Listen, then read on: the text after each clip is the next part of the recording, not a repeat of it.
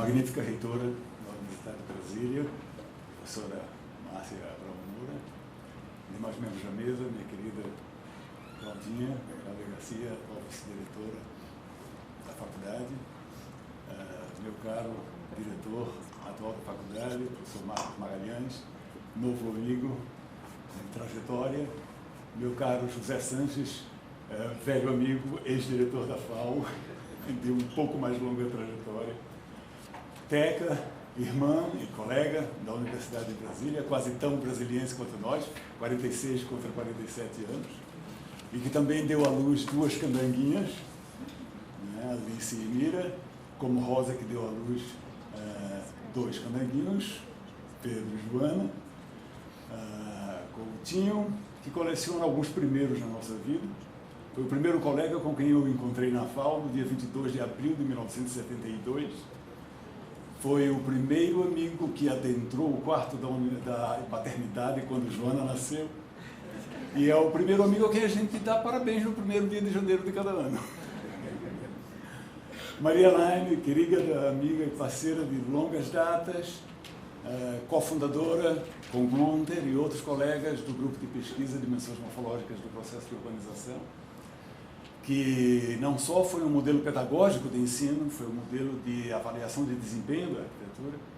Nós precisamos saber como é que nós afetamos a vida das pessoas, e esse foi o foco, a quem eu muito devo por essa parceria de tão longo tempo. Valério, como você já disse, o primeiro orientando o doutor, que não se conformou em fazer um trabalho sobre cidades brasileiras, nem sobre a América Latina, e findou estudando 164 cidades do mundo inteiro, cuja tese é uma referência ainda hoje e estabeleceu parâmetros, né, de comparação com quaisquer cidades que a gente venha a estudar. Queridíssima amiga Conceição Freitas, cujas crônicas refinadas Brasília, a Universidade de Brasília e a Faculdade de Arquitetura de Brasília tanto devem. Incontáveis vezes eu abri o jornal direto na página da Conceição e depois lia o resto.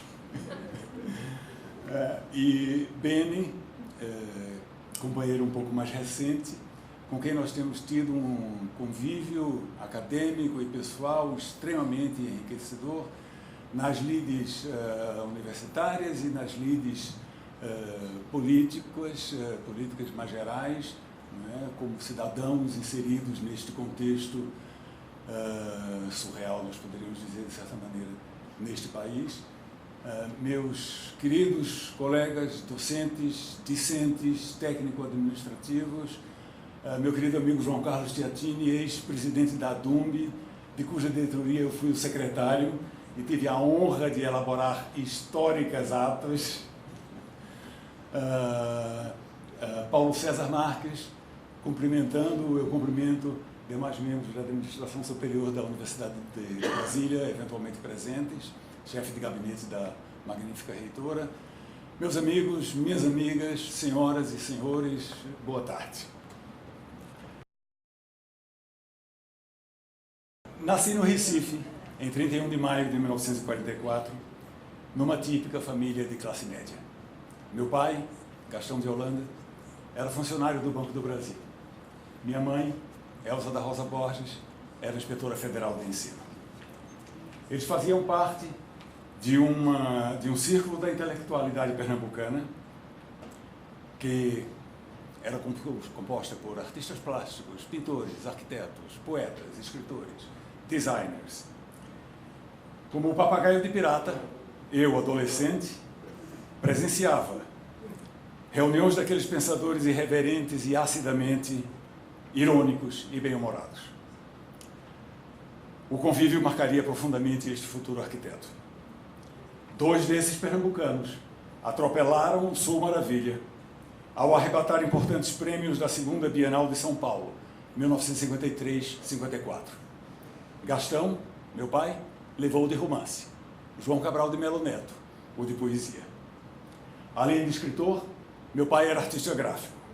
Assim, qual personagem de Paul Auster, que sofre pauladas do acaso à torto e à direito, e contra a evidência ao mito da meritocracia em voga, a fortuna me despejou num patamar elevado. fazer jus a ele foi uma bênção e uma sentença, vida fora. Ao meu genoma, interna e inescapável biologia, sobrepõem-se circunstâncias outras, camadas que vão fazendo o meu ser, que o seguem configurando, enquanto vivo for. Sobre o genoma, forma-se o meu socionoma, permitam-me o neologismo, constituído pelos algoritmos não biológicos forjados em mim, no encontro com a realidade externa. Inicialmente, no convívio com as pessoas próximas, meus pais e seus amigos, meus irmãos e seus associados, meus tios e primos, minha mulher, Rosa, nossos filhos, Joana e Pedro, ambos professores doutores em universidades públicas brasileiras. A academia cria raízes. A nora Mariana, as netas Irene e Carolina, meus amigos, os colegas de aprendizado e depois de profissão, os parceiros de pesquisa, meus alunos, meus mestres, entre os quais sobressai o pernambucano Evaldo Coutinho, advogado de direito, filósofo e esteta de fato, cujos conceitos seminais de arquitetura e de cinema e de filosofia me encantam desde a graduação, o português Delfim Fernandes Amorim, arquiteto e pedagogo que revolucionou o ensino de arquitetura do Recife e mentor do movimento em nossa área, conhecido como a Escola do Recife, que inspirou meu projeto para a nossa residência em Brasília, 37 anos depois de ser seu aluno. O inglês Bill Hiller, meu orientador de mestrado e de doutorado, ao desvelar que o mais aparente e banal risco arquitetônico nasce prenhe de conteúdo social. Depois, nas circunstâncias mais gerais, à la Paul Auster, nenhuma de minha escolha, minha classe social, minha cidade natal, meu estado, meu país, nossa América Latina, o planeta Terra. Esse determinismo não deve ser motivo de espanto nem de perplexidade moral. Sam Harris o aborda num provocativo livro de 2012, Livre-Arbítrio, ou melhor, a ausência dele. Harris, neurocientista norte-americano, juntamente com Richard Dawkins, etólogo britânico, Christopher Hitchens, jornalista anglo-americano, e Daniel Dennett, filósofo norte-americano, formam o grupo jocosamente denominado Os Quatro Cavaleiros do Novo Ateísmo. Naquele livro, Harris não aborda a premiação, mas a punição. No entanto, podemos relacionar ambas à responsabilidade moral. O foco não está na nossa inevitabilidade sociobiológica, mas na relação com outrem. A justificativa moral para a punição ou para o prêmio recai no mal ou no bem, a coletividade. Ter tido o enorme azar de nascer psicopata não impede a punição pelo confinamento. Ter tido a imensa sorte de contar com uma sociobiologia que faculta contribuir para o bem de outrem merece premiação. Leio a concessão deste título de professor emérito como sua generosa avaliação de que detenho uma sociobiologia do bem. E assinalo mais uma obra do acaso. A honra adicional de receber o título das mãos da primeira mulher reitora da Universidade de Brasília, professora Márcia Abraão.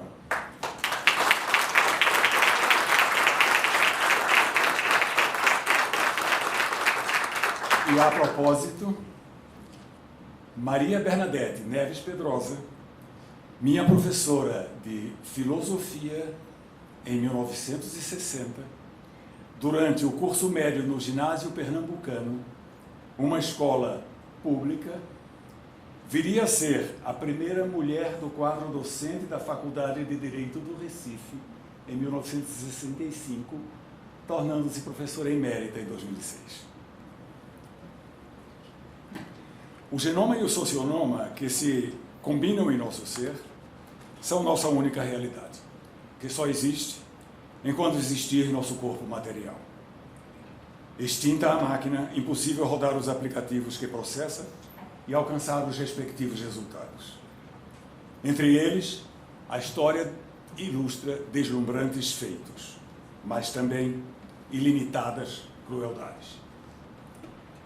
Pensem nas centenas de milhares vítimas da Inquisição. No genocídio dos povos indígenas norte-americanos, 20 milhões. Dos índios brasileiros, de 10 milhões, em 1500, restam menos de 1 milhão. Nas vítimas do stalinismo, 20 milhões. Nas do maoísmo, 40 milhões. Nas mortes diretas e indiretas, resultantes da escravidão dos negros africanos, 50 milhões. Nas vítimas do nazifascismo, 60 milhões, entre elas, 6 milhões de judeus. Em novas facetas, o genocídio continua no Brasil, na morte de jovens, negros e pobres, nas periferias das grandes urbes e nos mais recônditos assentamentos, na cidade e no campo. O assassinato de Marielle Franco simboliza a excelência à exclusão. Era jovem, negra, provinha da periferia pobre e encarnava também mais identidades estigmatizadas. A de mulher, de esquerda e homossexual. Quem mandou matá-la? Faço as referências em função do assustador recrudescimento de fundamentalismos a esmagarem violentamente identidades e valores opostos. Na metáfora da lâmpada, do livro O Lugar de Todos os Lugares, Evaldo Coutinho trata do nosso ser real, concreto, material. Enquanto acesas, suas lâmpadas iluminam o meu ser. Mas, abre aspas, registro-me falecido no falecimento de outrem, indo-me, com todo o resto, no repertório de quem veio a se extinguir. Fecha aspas. Meu genoma se mantém íntegro, será mesmo? Mas meu socionoma se esvai, para e passo, com o desaparecimento dos que me foram próximos. Meus pais, amigos e colegas como Brasilmar Nunes, Briane Bica, Cristina Jucá, Elício Pontes, Ernesto Walter, Francisa Toledo, Frank Svensson, Jônio Sintra, Marcílio Ferreira, Miguel Pereira, Murdi Cussa, Nelci Tinem, Nilza Weigli, Paulo Castilho, Paulo Zimbres, Solon Leão, Vicente Barcelos, são demasiados para os nominar. Contudo, a lâmpada queimada apaga nossa existência física, mas não apaga as representações. Por um tempo, pelo menos. Nossa espécie não se fez, como tal, pela invenção do instrumento, extensão do nosso corpo, como pensavam historiadores, antropólogos, etólogos, cientistas sociais e como apresentou Stanley Kubrick no prólogo do filme 2001, A Odisseia do Espaço. Não. Nas palavras de André Lerroy-Gourhan, fizemos-nos assim pela, abre aspas, domesticação do tempo e do espaço. Um tempo e um espaço humanos. Fecha aspas. Neste planeta, pelo menos, não há outra espécie animal capaz de pensar, expressar e representar em signos concretos não só o agora, mas o ontem e o amanhã. Não só o aqui, mas sítios longínquos. Há 70 mil anos, fizemos a revolução cognitiva que nos distinguiu, como narra Yuval Harari em Sapiens. Vivemos o contato direto com as coisas materiais e também o mundo da imaginação. O genoma passa biologicamente de pais para filhos. O socionoma, não. Em livro de 2017, Daniel Dennett, no livro Da Bactéria à Bar e de Volta, minha tradução, faz um ensaio sobre a evolução das mentes e das ações que elas facultam. Da seleção natural darwiniana à criação inteligente, nosso fazer progride em 3 eixos. O eixo de baixo para cima, de cima para baixo. Por um lado, a criação é fruto de ações pontuais que resultam, contudo, num produto emergente, bem-sucedido e não planejado, como as formigas ao construírem um formigueiro. Imaginem um formigueiro australiano. Ou as abelhas a colmeia, ou os castores a barragem, mas também as cidades ditas espontâneas, produzidas por milhões de sujeitos sociais.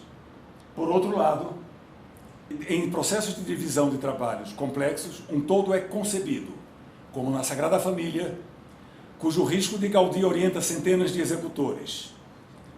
No Brasil de hoje, a casta dominante, cuja capa dirigente é literalmente obscena, rejeita um projeto holístico de nação e sua inserção soberana no mundo e quer transformar o resto em formiguinhas obreiras.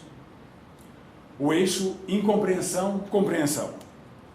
Por um lado, a realização inconsciente, irracional, instintiva, eventualmente vitoriosa no confronto com circunstâncias socioambientais.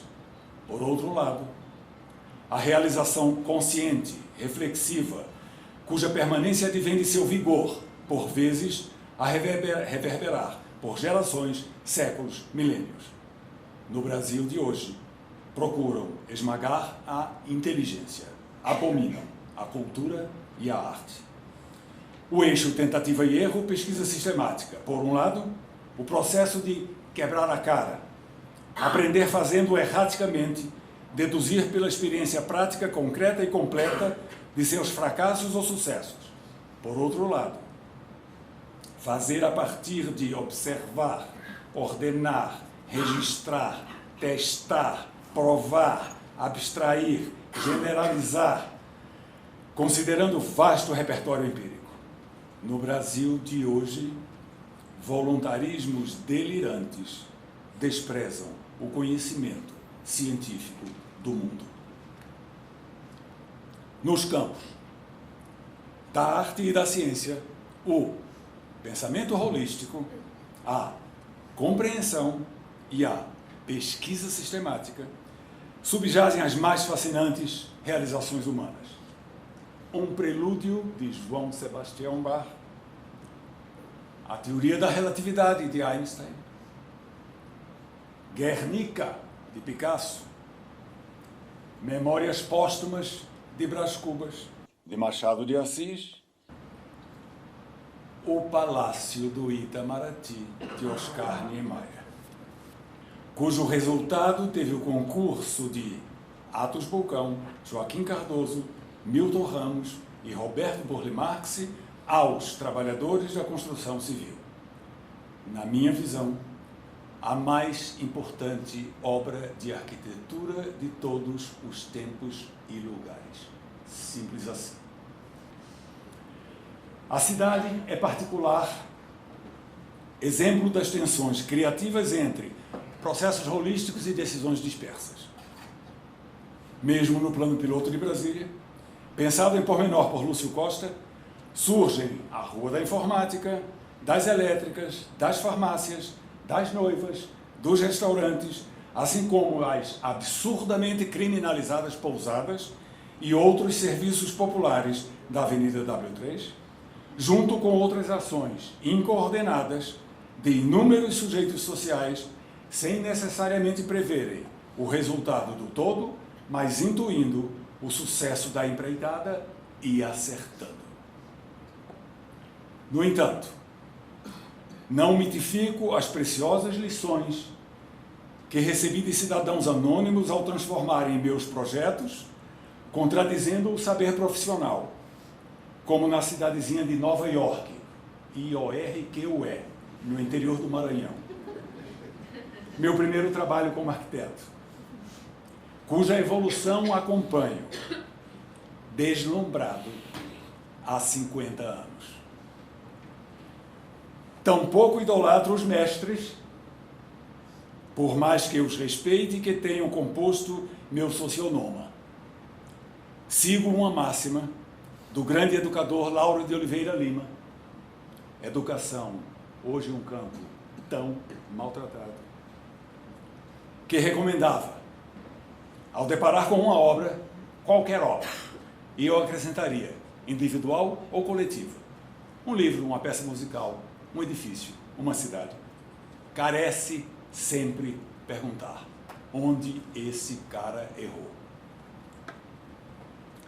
Encerro referindo duas obras de arte visionárias. O sombrio filme de Ridley Scott, Blade Runner, O Caçador de Androides, meu preferido na história do cinema, que é de 1982, mas transcorre em 2019. Mais coincidências. Num planeta Terra devastado, dominado pelas corporações, onde o sonho dos habitantes é abandoná-lo. E na literatura, o poema do conterrâneo João Cabral de Melo Neto, Fábula de um Arquiteto. Para minha sorte, o acaso de novo. O livro em que foi lançado, Educação pela Pedra, data de 1966, ano em que concluí a graduação. Ele me segue desde então. Li o poema como orador da turma, na cerimônia de formatura. Utilizei-o como epígrafe do meu livro sobre Oscar Niemeyer, de Vidro e Concreto. Leio-o novamente agora. Como é próprio da arte, o poema é polissêmico. Mas peço vênia para observar o que nele mais me comove: o percurso da utopia para a distopia, em cuja direção vamos acelerados. Fábula de um Arquiteto, João Cabral de Melo Neto. A arquitetura como construir portas de abrir, ou como construir o aberto. Construir não como ilhar e prender, nem construir como fechar secretos. Construir portas abertas em portas, casas exclusivamente portas e teto. O arquiteto, o que abre para o homem, tudo se sanearia, desde casas abertas. Portas por onde, jamais portas contra. Por onde, livres, ar, luz, razão certa. Até que, tantos livres o amedrontando, renegou dar a viver no claro e aberto. Onde vãos de abrir, ele foi amurando, opacos de fechar. Onde vidro, concreto. Até refechar o homem na capela útero, com confortos de matriz, outra vez feto.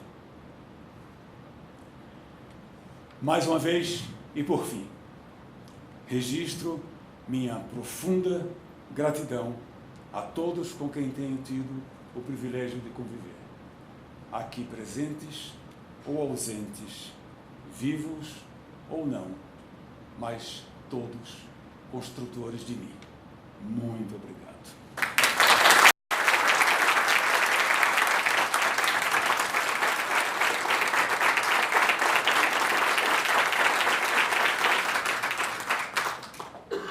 Ouviremos agora o pronunciamento da magnífica reitora da Universidade de Brasília, a professora Márcia Abraão, que em seguida irá declarar o encerramento desta sessão solene que concedeu o título de professor emérito a Frederico Rosa Borges de Holanda. Boa tarde para os que chegaram depois, querido amigo Tetinho, realmente depois de tudo que assistimos, ouvimos, temos muito pouco para falar. Então, cumprimento com louvor, com muita emoção, nosso mais novo professor emérito da Universidade de Brasília, professor Frederico Holanda. Ainda bem que eu vivi para ouvir o que eu ouvi hoje. O diretor da faculdade, professor Marcos Tadeu, a vice-diretora, professora Cláudia, minha amiga. Muito feliz de ver também essa comitiva, só como disse o professor Sanches, a própria comitiva já expressa a qualidade do homenageado. Um cumprimento do professor Sanches, diretor até semana passada da faculdade. A bibliotecária Tereza, que durante muitos anos eu tive o orgulho de ser aluna da UNB quando era diretora da biblioteca. Muito feliz de vê-la aqui, vê-la bem. Nosso querido professor Coutinho, mais uma vez, professor emérito. A professora Maria Elaine. O arquiteto Valério, aqui presente também.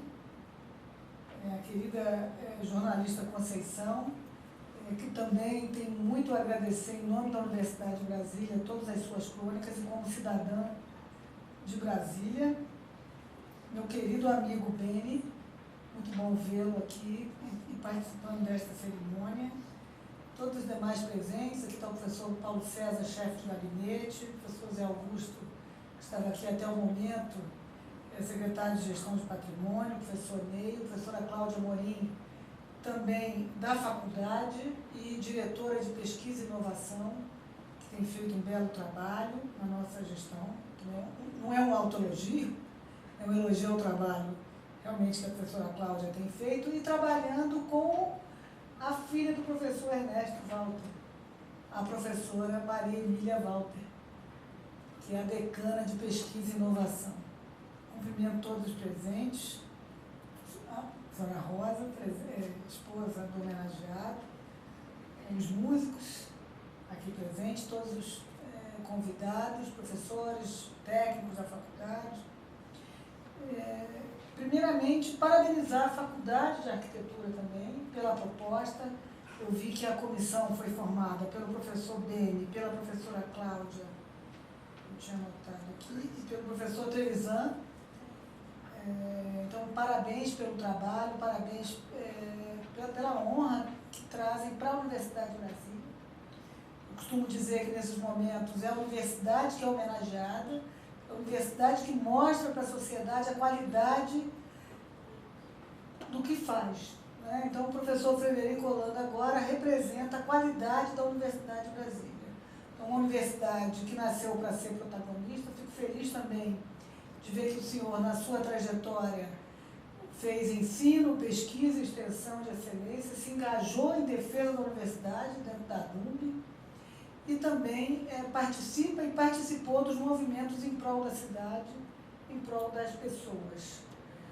Eu acho que é completo, a sua vida é completa academicamente também, e isso nos orgulha muito. Como foi dito aqui, no momento que nós temos que demonstrar até mesmo que somos importantes para a sociedade, nós respondemos com o título de professor emérito, o professor Frederico Holanda. Olha como nós somos importantes para a sociedade. Pensávamos que não tínhamos que ficar demonstrando para a sociedade que ela precisa de nós, mas temos que humildemente fazer isso sim. E a cada dia a Universidade de Brasília tem procurado fazer esse trabalho de divulgar o que fazemos para a sociedade. E é importante que a gente faça isso também, não só por meio da nossa pesquisa, por meio das pessoas que formamos, aqui a qualidade de um ex-aluno da UNB, mas também pela qualidade dos nossos professores eméritos. E isso é fundamental. Agora, antes de vir aqui, eu estava com os estudantes do ensino médio das escolas públicas do DF,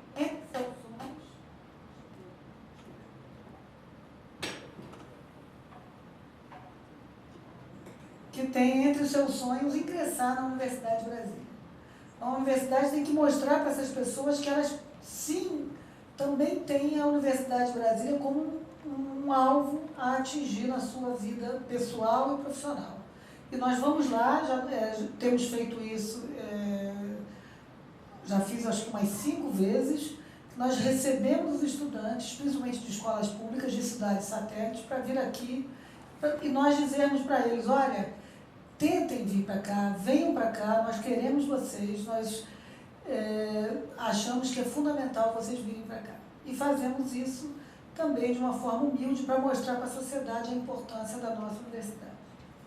E hoje a Faculdade de Arquitetura mostra mais uma vez a sua importância para a Universidade de Brasília. Uma faculdade que faz e fez história, uma faculdade que nunca abriu mão de ser também protagonista politicamente. Por isso que eu fiquei feliz de ver que a sua afinidade política com o professor Beni, que muitos de nós admiramos, e eu sou uma que admiro.